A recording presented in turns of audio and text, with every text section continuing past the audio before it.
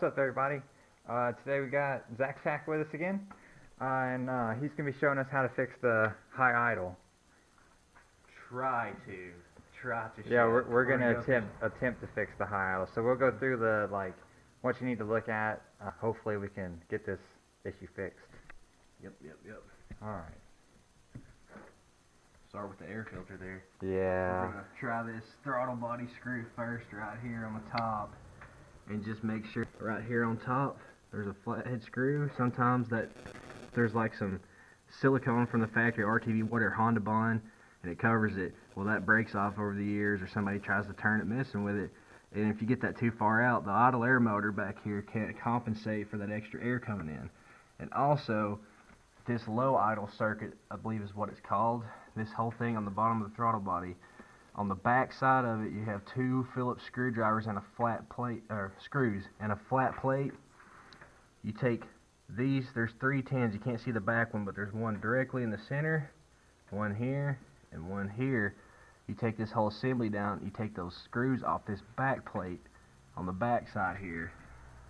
I don't know if you can see that or not, but there's a thing in there that looks like a big flathead with a valve in the center of it, and you can turn that in. A lot of people miss this right here. They think it's the idle air motor, they beat and bang on it, they replace it and it still does it. They try to screw it, don't work. But a lot of times it's this low idle circuit right here. Alright, so what do we need to do first? Crank the car up? Crank the car up, and we're gonna try the screw just for starters right here, just to see if it makes a difference. Okay.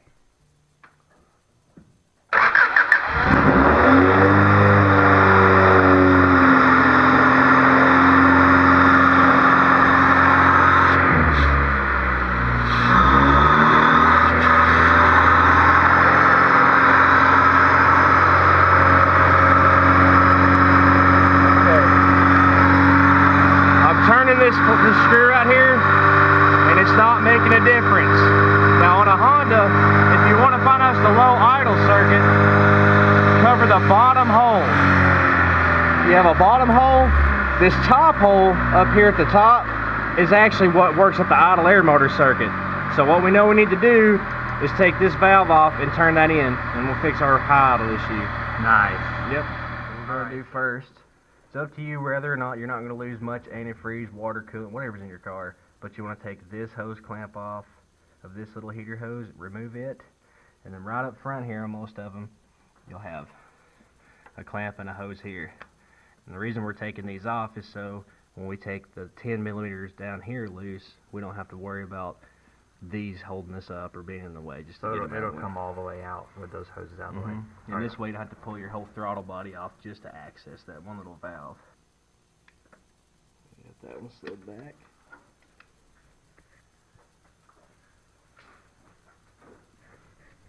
I'll go ahead. This one already loose. And sometimes you got to give them a little twist with something. Let's see here.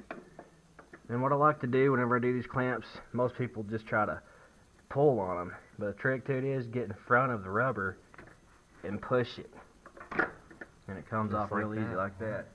And now, those 3 bolts I've been telling you all about are up under here. The furthest one back, there's just one. And it's a 10 millimeter. It's up under the bottom. There's one.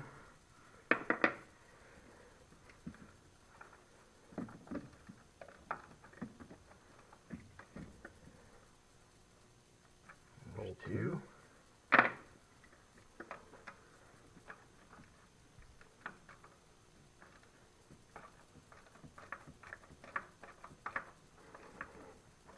Yeah. But generally these are the same. Now this one's a Z6 OBD1. And generally they're the same between 92 to 95, exception of 92s, the 1.5 non-VTEX or the 1.6 VTEX in the OBD1 have this style. And Honda uses different variations of this, like Accords. They actually have this, 89, 80, 90 to 93, I believe. They have it on the actual side of the top of the intake. And so everybody will try to do all this stuff You know, I've seen a bunch of them where they put cardboard between this just to keep it from doing that. But when I get this apart, you'll see what I'm talking about. Alright, what we're going to do is we're going to take this 8mm off and this 8mm off. They have a Phillips screw head in them, but I suggest not to do that. Either use a socket 6-point or a wrench 6-point. Okay. Now see right here, you've got a slit and a slit. And basically, what happens is over time, this backs away from this center plunger. There's a little valve right here in the center, and this thing will turn away from it. So carefully, because sometimes you can break this plastic. Don't worry if you do, it's not that big of a deal. But you just take and turn clockwise. And all you're going to do is you're going to run this thing all the way in until it bottoms completely out. And that means that you're going to be pressed up against this valve, because this valve here expands and contracts. Coolant runs through this and then back to the idle air motor circuit for all that. And there's a spring. So is that why when it gets up to operating temperature it seems to idle all right? Yes, because this will try to move out as far as it can to make contact, so when it's cold this is retracted. Gotcha. So it's open wide, but it ain't that far, and it's usually about like that. But that's why you'll get the idle will kind of stabilize after it warms up. But you know, you just run this all the way in. It'll spin the center it's supposed to. This is on a swivel, but it'll spin in. But if you notice, I'm closing more of that gap up between this valve and I want to call this a plastic valve seat. And you just run it all the way in until it doesn't turn anymore. And you'll feel it stop like right there. Sometimes they go to one side or the other. Just give it a good snug. Give it a good snug, and that's it. Right there. And that'll fix your high idle issue. If you've replaced the idle air motor and you've checked the screw like I showed earlier on the throttle body, it's turned in. Because honestly, you don't want those turned all the way in. Honda sets them, but it's okay to do it. Because as long as the idle air motor's good and as long as this checks out and it's turned in. Cool. Pretty simple. And this goes back together like so. About a 3-minute job. Yeah. 5 minutes at the most. Alright, so installation, of course, is just the opposite of what we did. We'll just slide that back in there, put your 310 mils back in, hook up your 2 coolant lines. So we'll throw that in there real quick, and then we'll fire the car back up and show you all that the idle is fixed. Got that all put back together. Went ahead and topped it off with coolant. Just going to put that right there for now.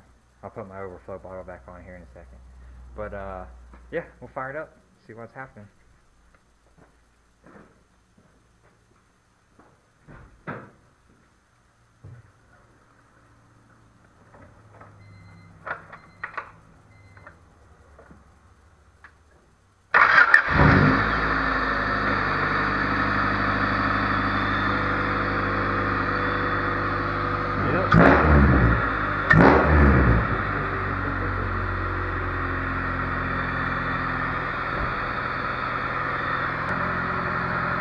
Well, there you go, guys.